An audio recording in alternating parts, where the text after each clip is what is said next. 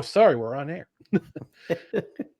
Good evening, everyone. Welcome to No Credentials Required, where you don't need a press pass to talk sports. We're proudly presented by Belly Up Sports. My name is Ryan McCarthy. I'm one of the hosts of the show. To my right is a man who is thankful he's not melting right now because it's so freaking hot in upstate New York. Dustin Henry. Dustin, how are you doing today? I'm doing all right, but you know what? After all the other types of weather that have run through, I can deal with some heat. We are in my favorite season right now. Summer is my jam, followed closely by fall, and then the other two, winter finishes last, but I'm no friend of spring after the recent springs we've had. And this weekend had a lot of family stuff going on, which I'm not going to get into here, but this podcast, as always, is something that kind of carries me through the tough times, and I always look forward to it. And happy to be here with you. Happy to be talking no holds barred tonight. But before we jump into that, how are you, sir? I'm doing all right. Despite the I'm a bigger guy. We don't do good in hot weather like this, unless I'm at the beach and I've got a cold drink in my hand. So, but unfortunately, I live in upstate New York. I am not at the beach. I do not have I have Crystal Light. That's pretty much it. It's keeping me hydrated right now. But there you go. Otherwise, I'm doing good. We talked about on Saturday was going to be, we're hoping for a precipitation-free weekend, but we had some rain coming on Sunday, early Sunday. But it wasn't during the day, so it was the interesting part. But no, it's been an interesting week. It was an interesting weekend in sports. But we can't talk about everything. We can't talk about everything that happened in sports. We want to keep this a short episode or at least try to. But yeah, I may sprinkle some items in there, like the fact that the Albany Firebirds are undefeated still, and they're going to the Arena Crown. Well, the AF1 Championship, which they're calling the Arena Crown, based off of their win over Salina. They're facing the Nashville Cats on Saturday afternoon at 1 p.m. Interestingly enough, at the MVP Arena. So good luck to them. I'm gonna try to make it if I can, because I haven't been to a Firebirds game this year as a media member. But seeing my experience last year with the Arena Football League, I don't know if I'll try again this year. If I get a ticket, I'll have to get it through the door. Try to get a ticket through the door. So, but this is what we got. This is what we got on tap. I can't talk. This is what we have on tap tonight. We're going to talk about No Holds Barred in our No Ticket Required segment. We're going to talk about the newest pitcher, the newest member of the rotation of the New York, not the rotation, but the bullpen of the New York Mets. It was a very interesting, wants to be called a very interesting name. And we actually might also dive into a little bit of New York baseball and how it's kind of, it sucks right now. It does. It does. And we'll also reveal our favorite athletes to wear the number 46. But before we do that, we just want to remind the people who are watching and also who are listening to please follow us on social media: Facebook, Twitter, Instagram, YouTube. Just search for No Credentials Required. And also find our other podcasts and articles on bellyupsports.com. On the podcast side, subscribe to the podcast wherever you listen to podcasts, including Apple Podcasts, Spotify, Spreaker, Amazon Music, iHeart, TuneIn, Pandora, and also After the Show on audio only on the YouTube channel. And hit that notification bell on Twitter and on YouTube so you know when we go live, when we have show announcements, when show clips go up, all that fun stuff. And also on the podcast side, rate, review, comment, leave us a 5-star rating. 5 stars, 5 stars. Leave a review on a podcast platform where you can. And also on Spotify, if you're a Spotify listener, leave a comment. You can leave a comment for every single episode. And also, if you watch on the Belly Up Sports YouTube channel, tell us what you think about No Holds Barred, what you think about the newest Mets pitcher, baseball in general. Leave a comment, period, because it helps the algorithm. And also give us a like, too, on that side. And also subscribe. And because we're a live show most Tuesdays at 6:30 Eastern and on Saturdays at 10 a.m. Eastern. However, show note, we're going to have a special happy hour on Friday night at 8 p.m. Because I got something going on Saturday that I want to really check out on Saturday morning. But We're on most Tuesdays at 6:30 p.m. Eastern, and we're already halfway through No Ticket Required, but we're a live show on our YouTube channel, Facebook, and Twitter. And Dustin, I know the last couple of days have been kind of hectic for you, but I know this sound always seems to cheer. There's a certain time of the show that always seems to cheer you up. That's right. That's right. It's time. It's time. It's chime time. Get it?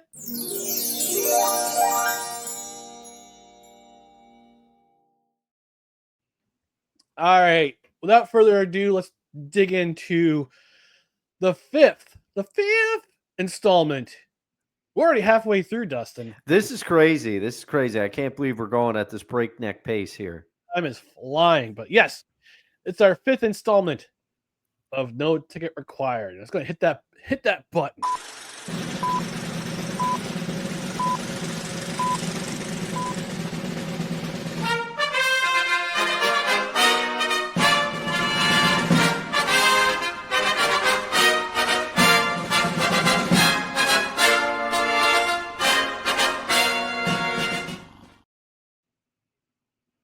We're going to dive into the 1989 classic? No Holds Barred, or as I call it, No Holds Barred. That kind of vaguely sounds like your Bill Walton impression. No Holds Barred. Yeah. I was in the mountains of Mount Shasta, and I was thinking about Jabbar. And I thought that, Vince McMahon approached me and he said, maybe Kareem Abdul-Jabbar will be in my latest picture, No Holds Barred. Kareem Abdul-Jabbar was in that film, the Enter the Dragon, and I should have been cast in that film. But Vince McMahon approached me and he said, "Why don't you put on this Bigfoot costume and wrestle the Undertaker instead?" And I said, "No, that's no thanks, Vince. I've got my dignity." But anyway, No Holds Barred. We're reviewing that tonight, and it's based off of the Mr. McMahon series we did about 2.5 months ago. We did a pre-recorded video where we showed it on Saturday. We talked about the Mr. McMahon limited series on Netflix, and it happened to come across this movie, No Holds Barred, which I've seen. I saw it when I was a kid, and I watched it again on Sunday. I'm kind of glad I didn't pay for it. Thank God for Tubi. Yes. But we're gonna dig into this episode, and but Dustin, I can't remember if you said you saw it or you didn't, or you haven't seen it. I have not seen it. The only references I saw the other movie. I can't remember if it was Suburban Commando or whatever. Yes. The one where Sherman Helmsley is the villain in it. So I don't know. That's the only Hulk Hogan vehicle I've seen. I was a big Hulkster fan back in the day. I hadn't seen this. The only way I found out about it was through the Mr. McMahon documentary, like you said, and also hearing Bruce Pritchard talk about it briefly on Something to Wrestle over the years. So I had no prior exposure to this movie. But you know what, Ryan? You always toss it to me. I know you said you saw it when you were a kid, but it's been a long time. I'm going to let Encyclopedia Britannica lead off with this one. Okay. So the only notable people you really find in this film are Hulk Hogan, obviously, Kurt Fuller, who in every film just has the most punchable face you'll ever encounter. David Paymer, who is in such classics as City Slickers, and also the man who plays, let's see, who is he? Where is he? Oh, so Jake Bullitt. The guy who played Jake Bullitt was Bill Eadie. Bill Eadie was Axe in Demolition. Oh, okay. Yeah. All right. Yeah. So I had to find out who that was. But it was just, going back in time. Oh, Bill Henderson played Charlie. Bill Henderson, for those of you who are science fiction movie fans or who like cult classic films, The Adventures of Buckaroo Banzai in the Ninth Dimension. Charles Henderson was in that movie. Or Bill Henderson was in that movie. Oh, So, man. yeah. Great at the great Bill Henderson. But yeah, I mean, and Joan Severance, obviously, all-time dime. Still, I mean, 66 years old, still holding it up, man. Gotta tell you. A little bit of the gray in the hair, but that's okay. You know, we don't get that way. No, I got a little bit of gray myself. It happens. Yeah, so do I. Well, mine's in the beard, not so much. So yeah. But this film, you know, when I was a kid, I was like, "Hey, cool! Hulk Hogan's in a film." Because I was a little Hulkster growing up too. We had the merch. We had all the WWE merchandise. We were big WWE fans. So, or back in the day, the Fed. We're all Fed. You know, World Wrestling Federation fans. My brothers and I. We all watched Superstars. We all watched Saturday Night's Main Event, or at least had it taped. We had it taped and we watched it the next day after church. But I remember this film. I think it was in. I think when it came out, when it was released, either I was still in 6th grade, or it was during the summer of 6th grade. Okay. And yep, June 2nd, 1989 release date. So I was just ending the 6th grade at that time. You were passing 6th grade the Billy Madison way. Oh man. I didn't expect myself to do that. I'm sorry, everybody. It's okay. Yeah, rock on. But this is where our age gap shows a little bit, Yes. Ryan. I was 6 years old in 1989 when this film was released. I was 11 going on 12. So, but I was still a Hulkster back in the day. Yeah. And you know, back then it was a movie. It was just a movie. It was Hulk Hogan. It was a money grab for Vince McMahon and Hulk Hogan, because they were the tops in sports entertainment at that time. Like, if somebody asked you in that time, who is the most recognizable pro wrestler in the world, you would say, unless you lived in Japan, yeah, it was Hulk Hogan. Yeah. I mean, even in Japan, you could say Hulk Hogan. Yep. So for this movie to come out at that time, you're just capitalizing on.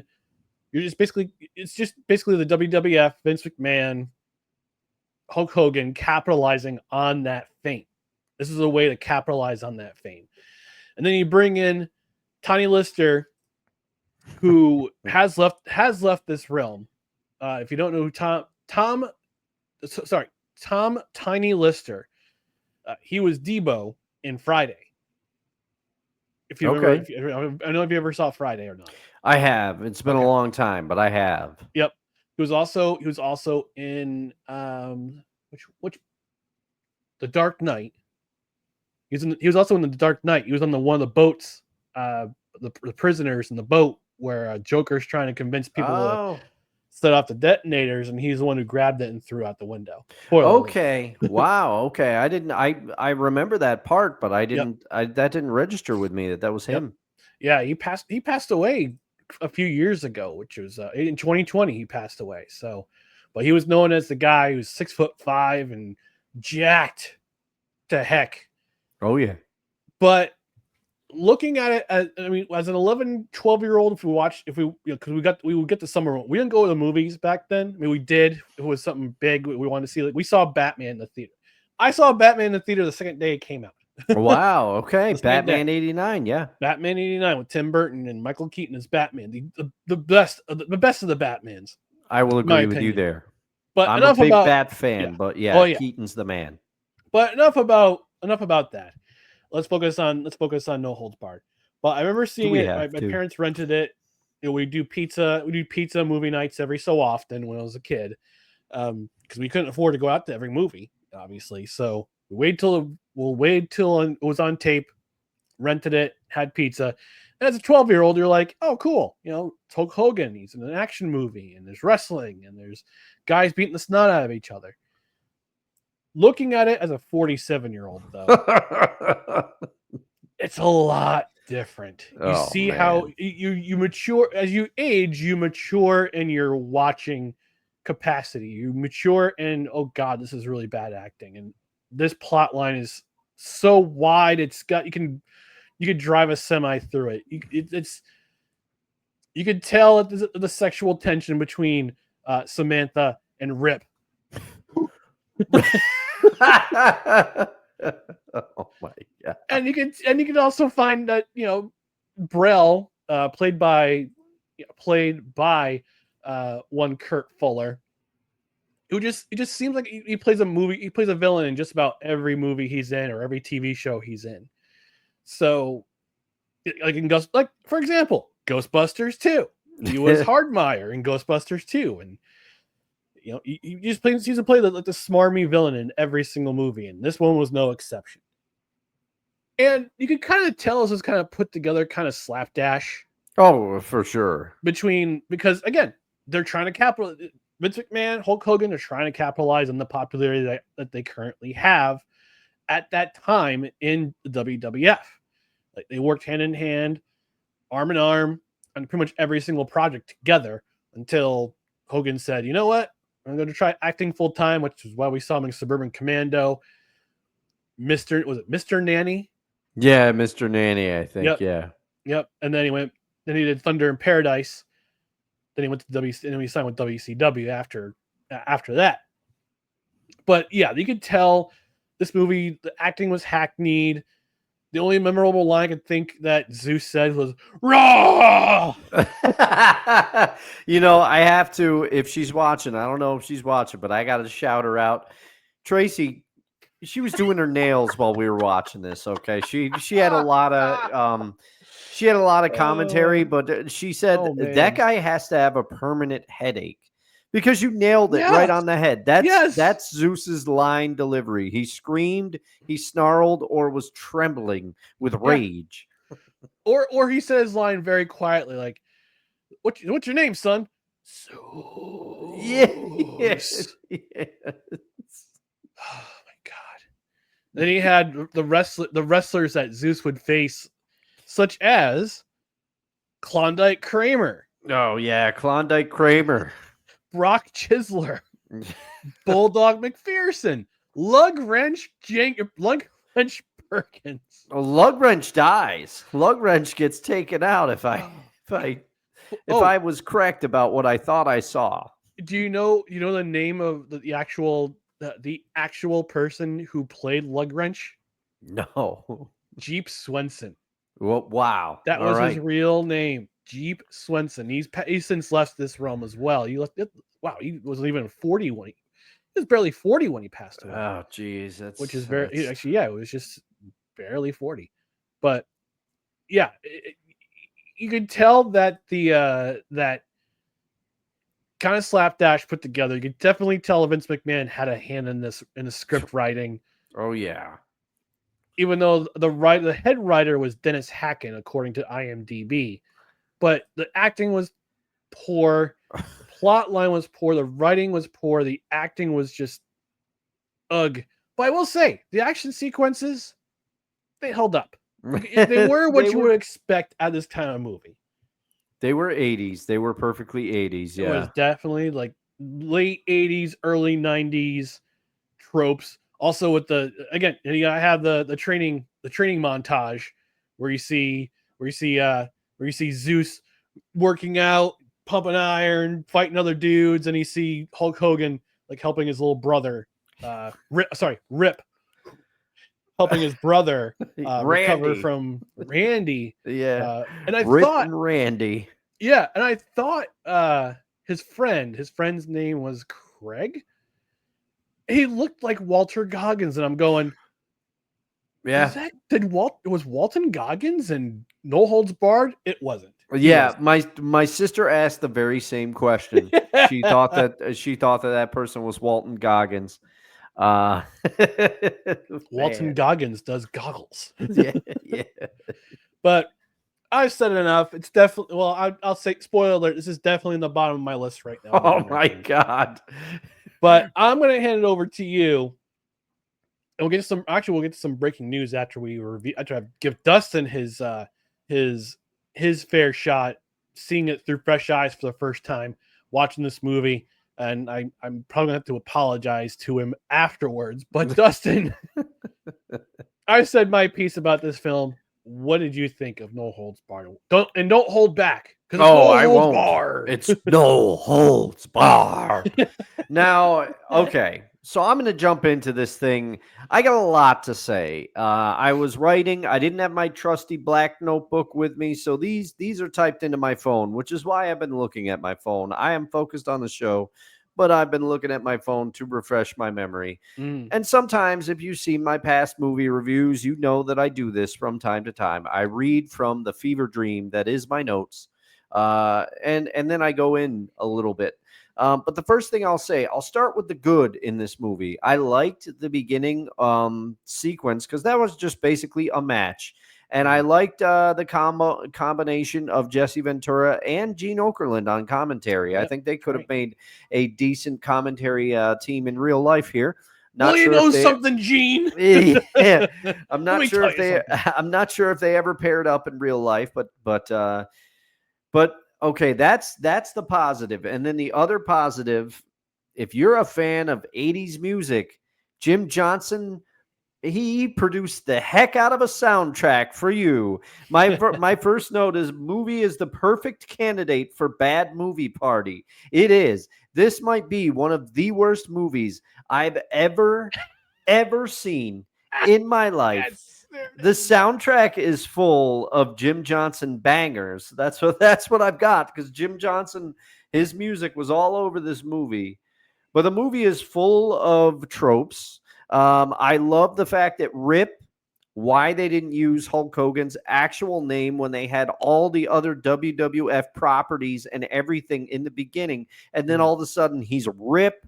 We never get Rip's last name, No, and it's his just Rip. slogan of "Rip 'em" sucks. And then you got his little brother Randy. But anyway, I love his insistence of wearing his ring attire anywhere. He's in a business meeting, ring attire. He's getting on a plane, ring attire. Rip, And it's almost always white. yes, yes.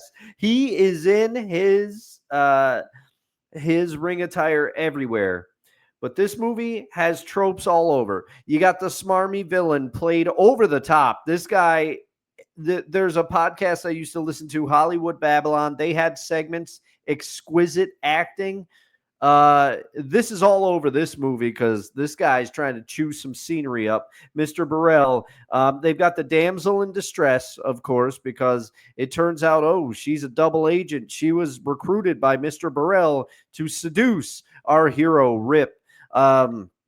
They really try to go over the top to make Hulk Hogan like holier than thou. He has no flaws as a character. And the whole basis for this movie is essentially, hey, Rip, you want to sign with my network? Name your price. And he's like, no. So then Burrell's like, I will kill this man. That is the whole plot of the movie. You know, it's kind of like saddled around, oh, we got to I will kill this man because he's killing us in the ratings. yes, that's it. It's loosely tied around ratings and stuff, but then it's just like, oh, this man has to die because he turned down my blank check. And you had the two flunky assistants who, of course, bumble things up. You know, they get made fun of. Their manhood gets insulted. A bunch of things happen. But here are my lines. Damsel in distress, check. The Dookie line. I mean, come on. That's the part of this movie I knew. But the Dookie, I What's knew that that. smell? As a 6-year-old, I would have eaten this up. But you would totally current me, it's a little no. The Death of Lug Wrench. I just have, which I should make a concept album called The Death of Lug Wrench. I think that's going to be a project I have to do. Zeus is ridiculous, which I remember Bruce Pritchard's commentary that he said that Tiny Lister couldn't have been nicer, but they tried to bring him in to the WWF as a result of this movie. And to put it delicately, Bruce said that he was basically what he did as Zeus in this movie is basically the depth he had as a character when it pertained to WWE. some highlighted lines. There's a couch in the lobby that has more personality than you. Hey, chill out. The bed broke. When they have the hotel room scene where it's like, oh, we don't want to see each other, so we're going to divide the room with a sheet. And, she's in the bathroom and she's like, can you turn out the lights? And she comes out. And then he, of course, they have their like moment where they're fighting and he's doing push-ups very, very fast. No one does very push-ups that vigorously fast. too. But we know what that joke was supposed to be. I have, why do all the factories in 80s movies have constant sparks and smoke everywhere? This and Batman 1989, that definitely, you go back and you watch Tim Burton's Batman, you'll see a lot of smoke and sparks at the factory where, spoiler, the Joker gets put into a vat of acid, which only disfigures his face. But protecting and the kidnapping of Randy, this whole thing, and then they're like, you have 10 minutes, and he's watching the clock, and then of course the bumbling assistants lose. They kidnap Samantha, and who one of the cringiest scenes in this movie is when Hulk Hogan first meets Samantha. Rip meets Samantha, and he basically devours her with his eyes like a piece of meat. And it's that old cartoon trope of, oh, I can't even talk because this woman is so attractive. But then I'm going to try to cut her legs out from under her rudely while she's giving a presentation. This movie has all the tropes. A bad movie party, if you're having one, put this at the top of the list. Vince McMahon's writing, he's known to have potty humor. It's in this movie. The crudeness, the scenes in the bathroom. Why is there that random kid in this on the top of the in the cage in the bar? It looks like Peter Dinklage. I think that's Peter Dinklage. Oh my God! That's Peter terrible. Dinklage was I think he was in No Holds Barred. Let me look it up. All right, yeah, some real time research. But this, and also the way the women are treated in this movie. I mean, she just gets smacked around. She has to get rescued all the time by Hulk Hogan. She does try to. She redeems herself a bit because she sneaks away from the flunkies, the horrible flunkies, who one of them just goes over the top and goes, I told you to do something, shoot her. And it's like, all these people are willing to kill people because they're getting beat in the ratings. This is insanity. Love you, Tracy. She's already said, yup, horrid. yeah. We got funny Vince 28 saying, what's that smell? It was so bad. And then I'll close with this, Ryan. This whole movie, so the whole trope of like Randy getting like beaten basically to death by Pretty Zeus, much, yeah. and then Rip has to help rehabilitate him and stuff, and he shows up in the wheelchair and essentially gets pushed and like beaten again. But before all that, there's a scene where Rip is showing, there's more to me than meets the eye. When he goes to the French restaurant and the smarmy waiter is talking about how, he doesn't know what any of this is. And of course, the chefs come and they all know him and they're like, the usual Rip. And he's like, yes. And then he speaks a little French and she's like, there's more to this man than meets the eye. And then he decides, he goes, I'm going to take you. I got a perfect place to take you. And he takes her to this diner, which the lady is like complimenting Rip and saying like, you better lock him down right now, honey. He's so good, going all off. And then 2 robbers come in to rob the diner. And wouldn't you know it, Ryan, Rip proceeds to destroy this diner, basically take it down to the studs, and they're all like, hooray! They all are clapping. Meanwhile, he has caused, and this, I got to give my brother-in-law this one, he was like, they caused way more damage than the robbers would have taken from the diner. Yes, the thing is destroyed. Did you notice the song that was playing during that scene? It was Hank Williams. It was Hank Williams Jr. Oh, all right, all right. I All didn't my know. rowdy friends.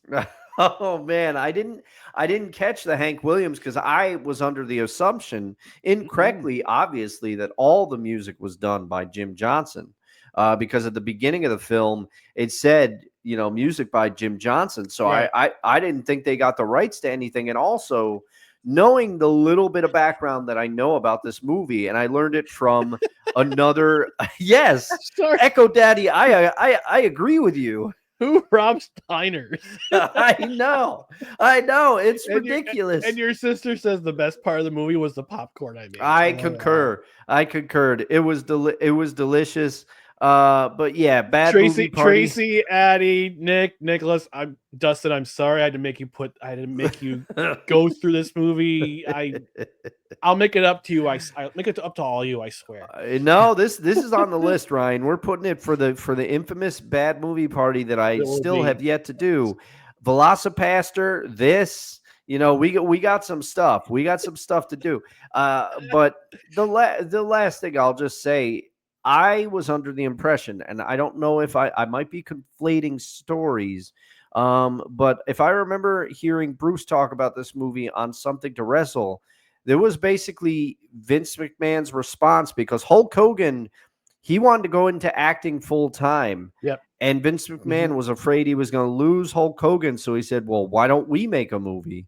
And that's what they did. And I think most of the world wishes that they hadn't. Yeah. Like your sister said, the best part of this movie was that the popcorn that she made. Well, the best part of the movie was that it was over. Yeah. It was a cool hour and 33 minutes, including commercials on Tubi. So thank you for that. Oh, apparently your dog nephew was very entertained by it. Oh, he liked it. And Funny Vince 28. I don't know who this is. It might be Nicholas or Nick. Excuse me. Nicholas. He says the Return of Oz better not be on that bad movie list. Oh, that's definitely Nick. He likes Return to Oz. He tortured my sister with it. So I did do some real time research while you were going. Peter Dinklage was not in No Holds Barred, although there's somebody, that midget who was throwing coins at the Brel and his lackeys, definitely looked like him. And I did look to see Lugridge Perkins died in No Holds Barred. He did not die. He was just choked out. Oh, all right. He made it through. Well, happy, but I'm still making an album called The Death of Lugwrench. We've also got some additional comments from one of our favorites, friend of the show, Mr. Cruz, formerly known as Daniel Smooth, says, "Doo-doo-doo, banana bus." He also says, "That film isn't going to work for me, brother." Which actors he also asks, which actors belong in the Hall of Fame for most punchable face? That's a great topic. Look, Kurt Fuller, the guy who played the booster in last week's film, Blue Chips. Yeah, Happy.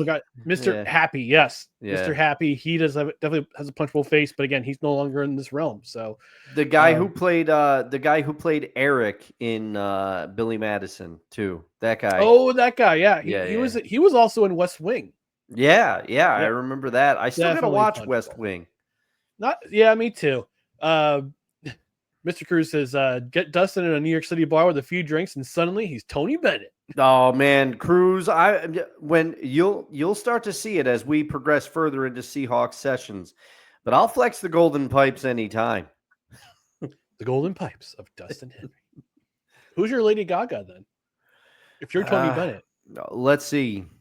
I don't know. I the jury's still out on that one. All right. I guess we're referring to Kurt Fuller. He says that was Shark Boy and Lava Girl for me. I guess in regards to Kurt Fuller films. I did mention we had breaking news that was actually broken by Mr. Cruz in the comments. So before we go to our commercial break, let's play that bumper. Get some breaking news out of the NBA.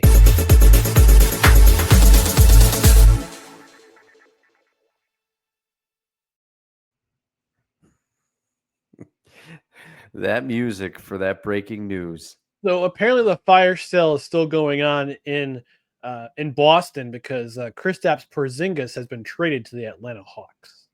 Oh, wow. Okay. Yeah. So Boston's kind of blowing it up a little bit here. They Yeah, said that there would be trades. yeah, considering that their best player tore his Achilles tendon, he's going to be out for all of next year. Yeah. To avoid paying to basically avoid paying the luxury tax, they're trading. They traded Drew Holiday late last night. Yep. Back to the Blazers. Back to the Blazers. Yeah, they Drew traded Holiday to him. the Blazers. Drew Holiday got traded to the Celtics by the Blazers like a couple of years ago. All right, let's do some real-time research. I remember him on the Bucks, but let's double check. And also, he was with the Pelicans. Then he was with Philadelphia. He was the 76ers, then the Pelicans, then the Bucks, then the Celtics. This is his first time being a Blazer, I guess. All right. Somebody who was involved with that trade was on the Blazers previously and is now back. Yeah, and apparently it's a 3-team trade between the Celtics, the Hawks, and the Brooklyn Nets, but details are kind of still sketchy. Still kind of coming out. Cruz also says your next EP is the demise of Socket Wrench. All right, I'll do that. I'll do that as well. Nick also says Seahawks are. Oh, sorry. Addy says. Seahawks are bad. Go Titans. LOL. Well, yeah, thanks a lot, Addison. Enjoy Will Levis as your quarterback again next year. Although you got Cam there. You got Cam Ward there now. Yep. So we'll see. And Cruz was saying that you're probably thinking of CJ McCollum. Or he got traded for or Drew Holiday got traded for CJ McCollum. I can't remember we don't follow the NBA in this program. Yeah. All right. That's been this edition of No Ticket Required. Let's take it on out of here.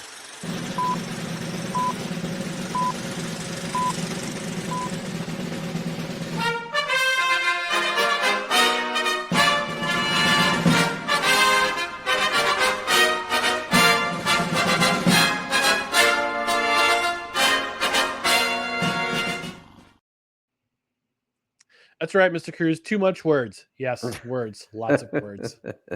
All right, we're going to take our network midday commercial break. When we come back, we're going to talk about a little bit of baseball, and then we dive into our favorite athletes or athlete to wear the number 46. So stick around. Stay tuned for more No Credentials Required.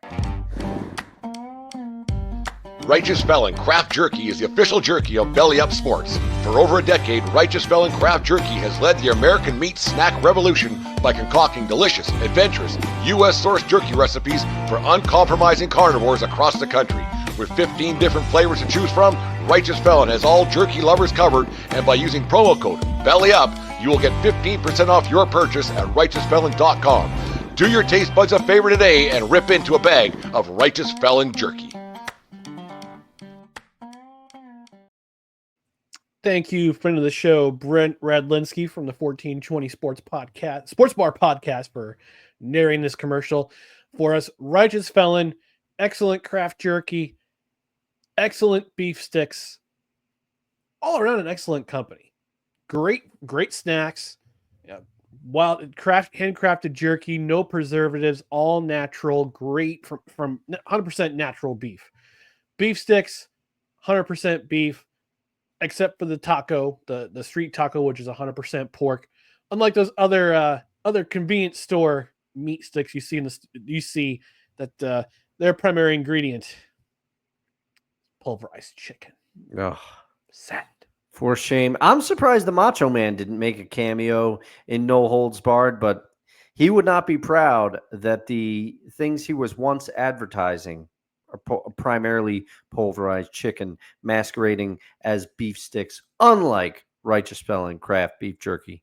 Shame. But also they get those Wild Ranger dog treats. Your dog nephew Pickles was mentioned in the comments. So Dustin, talk about Pickles' love for Wild Ranger dog treats. Yeah. Well, he loves them. Every time he is at the house, I usually spoil him with a treat, and the Wild Rangers are the ones I go to, and I like them because he's a small guy, so I break them up. They give you a nice sized treat there. Nice. It's basically like not quite as big as the beef stick, but close.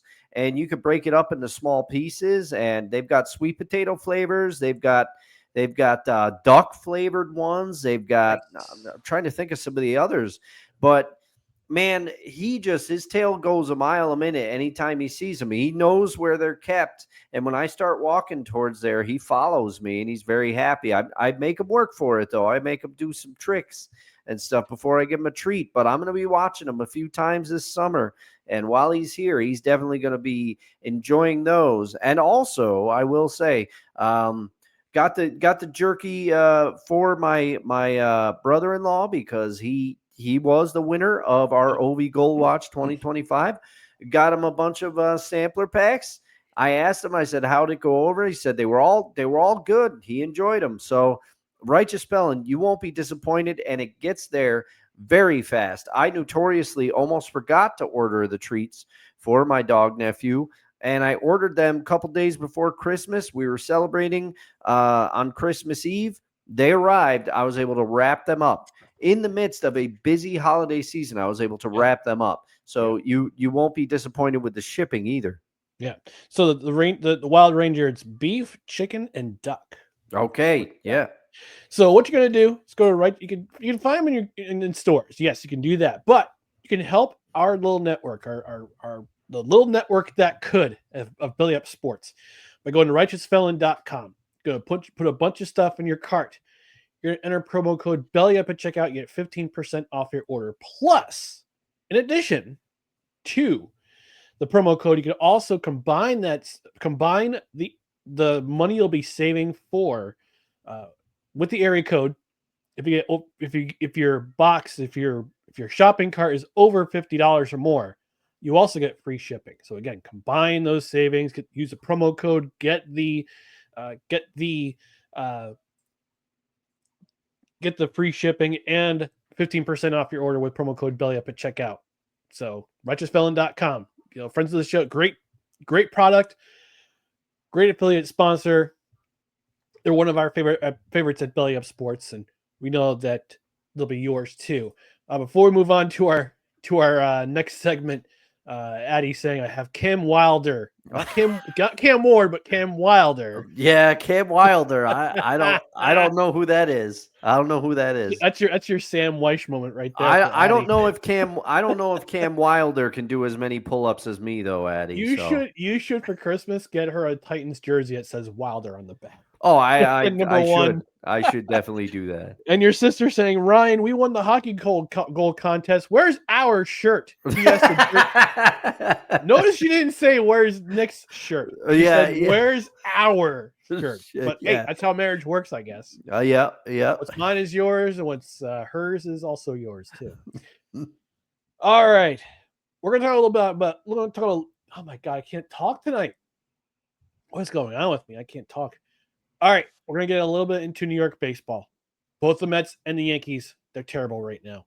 But the New York Mets, they have some reinforcements coming on the pitching side, signing the recently released Richard Lovelady from the Toronto Blue Jays. But Mr. Lovelady no longer wants to be called Richard. He wants to be called Dicky Lovelady. Why would you make that correction? Your name is Richard. You're already on thin ice. I guess he's getting out ahead of it. He's just like, you know what? People are going to say it anyway. Now I need to go to a Mets game and yell, "Hey, Dicky!" Yeah. Like let's see, about 13-year-old me said that, "Hey, Nobby," to Chuck Knobloch. I'm going to try to find out why he wants to be named Dicky instead of Richard. Yeah, I guess he signed him last night. It says that he was signed last night. He says he prefers to be called by his nickname Dicky, which of course lights up all the jokes on the internet. Yeah. Personally, I think it's great, but he's like, yeah, on the scoreboard I go by Richard, on the baseball card I go by Richard. His father's name is also Richard. That's primarily why he's called Dicky. That could be why. But your father's not pitching in the bigs. No, Dicky. You are. But I just think it's I like this. I like this movie. This is great. This is great, and it's refreshing that we live in an age now. It's like his name is Dicky. Cool. Yeah. But yeah, the Mets need some reinforcements in the pitching side because the Mets have lost 9 out of 10. The Yankees aren't doing so hot either. Although this past weekend, they did take 2 or 3 from Baltimore, and the Rays happened to lose a bit of a half step in the standings. But the Yankees lost last night to the Cincinnati Reds of all teams. Yeah. By a score of 6-1. Yeah, they got thumped. They're not hitting right now. No. But the pitcher Chase Burns is who pitched last night for the Reds, and he was like a very highly touted prospect, and I mean he blew through the minors, Ryan. His numbers were crazy. I tried to go get him in my fantasy league where I am the manager of Chief Nakahoma, but our buddy Dave Prejan, he was on it. He had already picked him up. I couldn't get it. So if you're watching, Dave, congratulations to you and obtaining Chase Burns there off the wire. He had a great start for you against our Yankees. The problem is that the Yankees can't seem to hit anybody right now outside of Baltimore. The Baltimore series, they haven't been able to get any offense going, and it's one of those stretches. And I know Kevin on Saturday's show, he tried to kind of assuage our fears a little bit. He tried to say, hey, every year the Yankee fans go nuts because the Yankees go into a little bit of slide and then they come back out. But as you, I think, correctly pointed out, and Kevin is our boy of summer. We'll see him again when we do our next Saturday show. Yep. And I'm sure he'll have more to talk about then. But the thing is, he's the expert, but you kind of hit it on the head, Ryan. You said the Yankees seem to have a slides at the most inopportune times in the season, and they're doing it again. They had this division. They had this division well in hand, and they just can't hit anybody right now, let alone someone of the caliber of Chase Burns. And good luck to you, Mr. Burns. I always, for some reason, first of all, if you're a Reds fan and you're not holding up C. Montgomery Burns signs at every Chase Burns start, what are you doing? And then secondly, I always have a soft spot for when pitchers. I like when a pitcher comes in and just starts annihilating lineups, just getting lots of Ks. I really like to watch the young pitchers go to work when they succeed and everything. I get excited about that. Funny Vids 28 saying, I heard El Dusto can do 4 pull-ups. It was more than 4 in the store, if memory serves. But I also, I had proven my point. So 4 pull-ups and not 4 depends? Yeah. Oh, I walked right into that one. Oh, and fun fact, Hulk Hogan was scouted by the Cincinnati Reds. Oh, wow. I didn't know that. I knew of Macho Man Randy Savage's long-time baseball career, but I didn't know with the St. Louis Cardinals. Yeah. And I think at one point he was in the Padres system, but don't quote me on that. I can't remember that, but I did not know that about Hulk Hogan.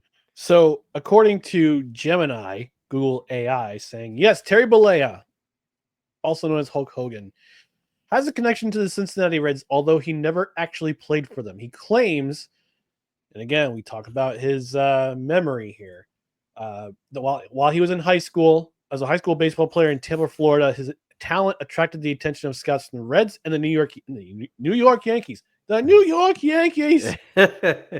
However, an injury to his arm while playing third base cut his baseball career short. This injury led him to focus to professional wrestling, where he became a legendary figure known as Hulk Hogan. Mm-hmm. It's important to note, while Hogan has made these claims, it remains unverified whether he was officially scouted by the Yankees or the Reds. Neither team has confirmed an association with him. We know. I mean, Ryan and I were both weird narrative. The weird narrative. Yeah. We were both Hulkamaniacs, but we also both know that one Terry Bollea sometimes remembers things a little differently, maybe than some other people do. So, who knows? Who knows? Before we go to our last segment, favorite athletes to wear number 46 or favorite athlete to wear number 46, I got to do something Gotta give some. Gotta go down memory lane a little bit. Down memory lane. 30 years ago yesterday, I graduated high school. Oh, Yes. congratulations. 30 years ago yesterday. 30 years ago today, however, my New Jersey Devils won their first Stanley Cup. And I remember where I was watching that moment on television, on Fox at the time, with Doc Emmerich as your play-by-play, the legend. We miss you, Doc. We miss you. Doc is the best. He's the best. And John Davidson doing color commentary. And the Fox spots, every time the goal was scored, you see the Fox spots come up. You see him like hit the other one. But yeah, 5-2 win at home at the old Meadowlands Arena, also known as the Continental Airlines Arena. I mean, I remember it was upstairs when my grandparents had come up from New Jersey. I was watching it. I turned it on to see the last moments of the game in that sweat box known as my old house in Waterford.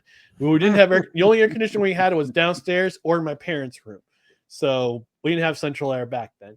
But I remember the Devils winning that Stanley Cup, and I was overjoyed. I was super overjoyed because I was really into hockey at that time, really got into sports because I wanted to be in journalism. I wanted to be in sports journalism. So 30 years ago today, my New Jersey Devils won their first ever Stanley Cup. And Addie, being a smart aleck, saying the Devils need better star players. We have them. We've got Jack Hughes. We've got Nico Hischier, Timo Meyer. Give me fuel, give me fire. Give me Timo effing Meyer.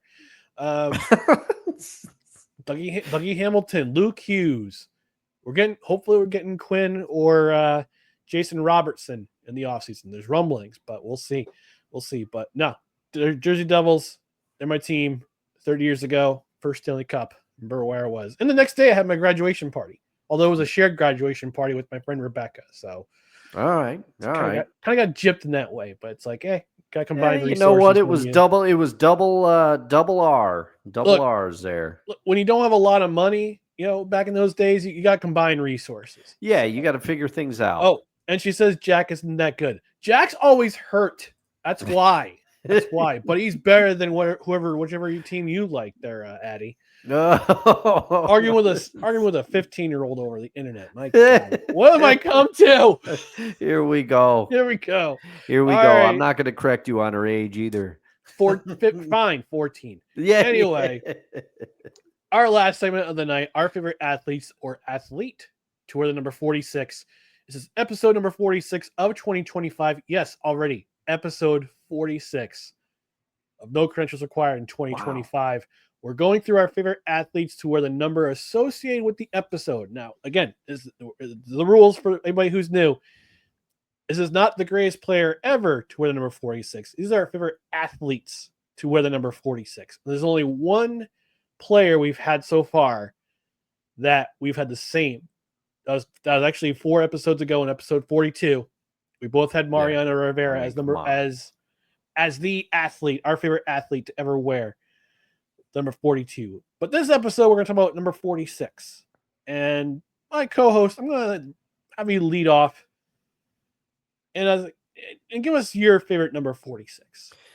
This one was easy for me, and I felt bad for Ryan because he was nice enough to acquiesce. He knew I was going this way, so I didn't have to do much research for this one. Some of these numbers are hard. I go through the same spiel at the end of every show. This was an easy one for me, and as Ryan alluded to, this is not what we consider the greatest athlete to ever wear the number 46. This is somebody that we grew up watching, and we've seen him play. That's the criteria. I can't pick Joe DiMaggio for number 5. I never saw him play. Yep. So, but my pick is Andy Pettitte. And if you looked at my headline for the show, I spoiled it because I do believe that Andy Pettitte had the best pickoff move ever seen. Unquestionably the best left-handed pickoff move ever, but his pickoff was legendary. But also, people forget Andy Pettitte was a excellent postseason pitcher. His numbers in the postseason, very, very good. Andy Pettitte also was longevity. He pitched a lot of innings for the Yankees and his time with the Astros, too. People don't remember his time with the Astros as much.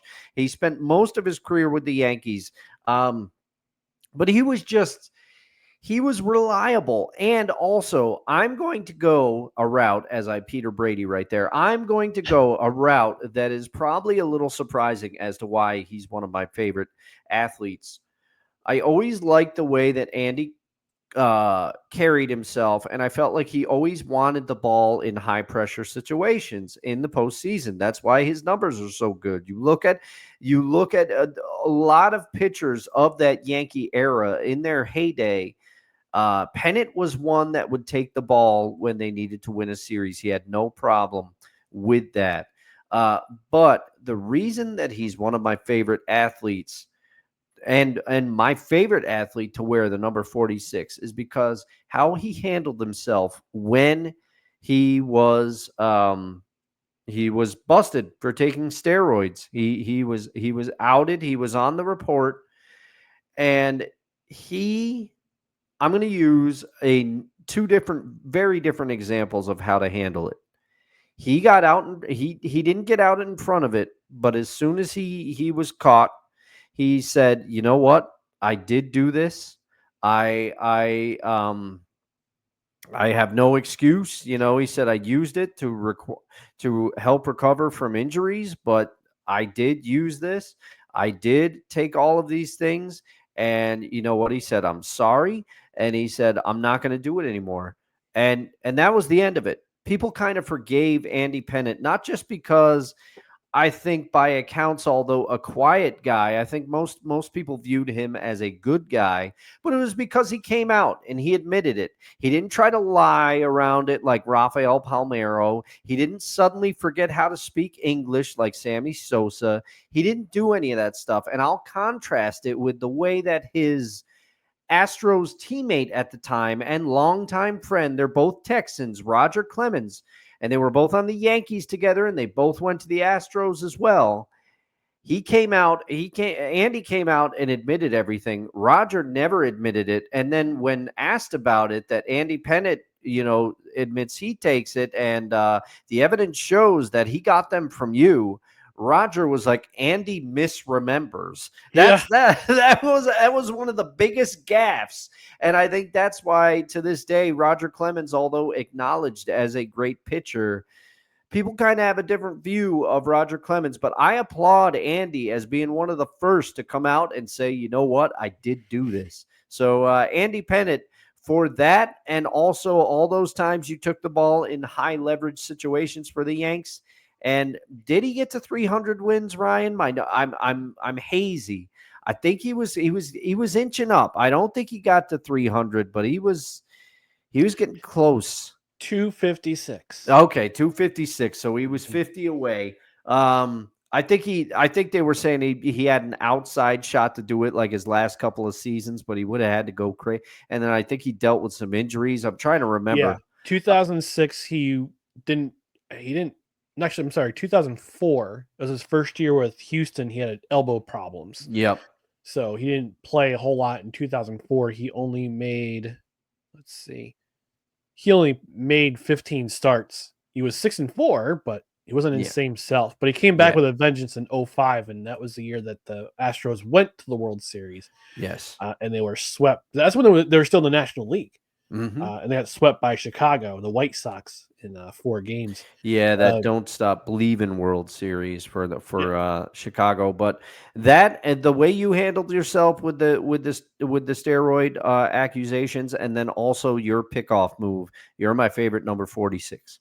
And Nick says juiced. Who wasn't back then? Yeah, a lot of guys were juicing it up. A lot of guys were juicing up back then. I also selected a number from baseball for number 46. But it's not who you think it is. I would have picked Andy Pettitte too, but I actually did an episode back in 2021. I did the top 10 pro athletes to come through the Capital Region and play. Andy Pettitte was a member of the Albany Colony Yankees back in the day. Mm-hmm. And I remember a game that I went to, and people were saying back then, Andy Pettitte's this kid's the real deal. This kid's the real deal. And I remember him. Actually, I think I remember him pitching the game for the AC Yankees back in the day. But we had a whole host of I think everyone from the core 4 played in Albany Colony at one point or another during their career. Yeah, Jeter did. Jeter had a cup of coffee in AC in Albany Colony in 1994. Mo Rivera spent time here. Out of the core four of those guys, Bertie Williams spent the longest in Albany. He was there for about, I think he was there for 2 seasons, if I remember correctly. Posada was here for a cup of coffee. Pettitte was here for a bit. Mo Rivera spent some time here during his development. That was when he was a starting pitcher. That's when he was a starting pitcher back in the day before he switched to middle relief or setup man, and then became the all-time greatest closer.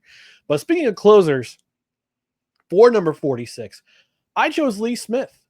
Oh, okay. All right. Yep. Who wore number 46 with the Chicago Cubs, spent the first 8 seasons of his career with the Chicago Cubs, finished his career with 478 saves.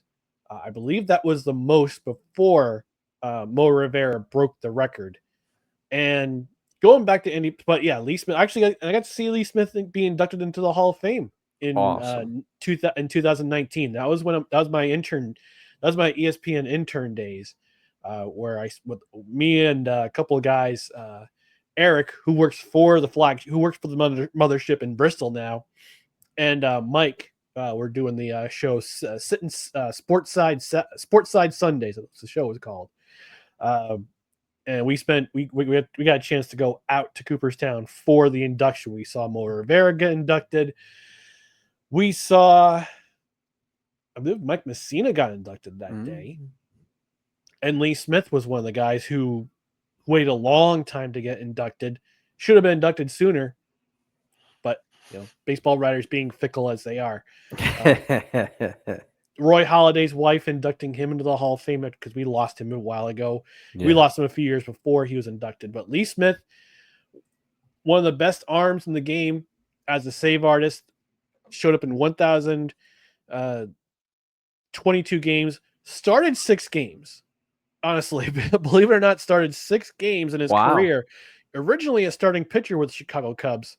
But his breakout season in 1983 had 29 saves, won up an All-Star, but then his numbers started to go up. 33. He actually set the National League. It looks like I believe he set the National League record in 1991 with 47 saves. Was an All-Star 7 times, 3-time Rolaids relief winner as the best reliever in baseball, and at the end inducted into the National Baseball Hall of Fame in 2019. And that was a class with, yes, Mike Messina, Edgar Martinez, Roy Halladay, Harold Baines. Yes, Harold Baines belongs in the Hall of Fame as a designated hitter, as does Edgar Martinez. Edgar Martinez, no question about it. He was pretty much like the bar at that position for many, many years. For sure. And Harold Baines was the guy who actually kind of started that trend with being a DH. He was a Silver Slugger, 6-time All-Star. Was DH and right fielder, but yeah, Harold Baines belonged in the Hall of Fame. That was in an era where the designated hitter was kind of starting to come into its own as a full-time position because the American League had started it in the early 70s. Can you name the actual first position player to be a designated hitter in a game? Oh, man, I cannot. I do not know who that is. That was Ron Blomberg, the New York Yankees.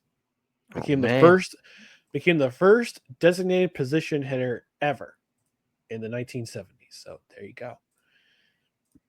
All right. So next week, our next film for No Ticket Required is Invictus, about the 1995 South Africa rugby team with Morgan Freeman and Matt Damon.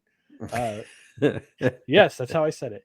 And again, don't forget, Friday, we're going to have a special happy hour show instead of our Saturday edition, because I got something going on Saturday morning, so I want to take some time to do that. So we're going to do Dustin was amenable to have his schedule be flexible. We're going to do a Friday happy hour show at 8 o'clock Eastern, so tune in then. But in the meantime, we just want to remind you before we leave here to follow us on social media: Facebook, Twitter, Instagram, YouTube. Just search for No Credentials Required. And also check out our other podcasts and written articles at bellyupsports.com. And on the podcast side, you can subscribe to the podcast wherever you listen to podcasts, including Apple Podcasts, Spotify, Spreaker, Amazon Music, iHeartRadio, TuneIn, Pandora, also on our YouTube channel after the show. Then also get notified, hit that notification bell on Twitter and on YouTube. That way you know when the show goes live. That way you know that show announcements go up. Also when show clips go up. I'm working on a little special project on the side right now, still writing the scripts for them regarding the Canadian Football League expansion into the United States of America. So that'll be on, it won't be a live stream, it'll be on YouTube. Try to get into a good 10-15 minutes because it's the 30th anniversary of that too. And before we get out of here, the last comment goes to your sister, Matt Damon, with drooling. Okay. Yeah, it looks like the drooling face. Yeah, that's the drooling emoji. But in the meantime, we're going to get out of here. Thank you for joining us on No Credentials Required, where you don't need a press pass to talk sports. We are proudly presented by Belly Up Sports. For Dustin Henry, I'm Ryan McCarthy. Again, Friday night, 8 o'clock Eastern. Join us for the happy hour. Grab a drink, whether it be alcoholic or otherwise. Talk some sports with us. Until then, have a great week. We'll see you on Friday. Good night, everybody.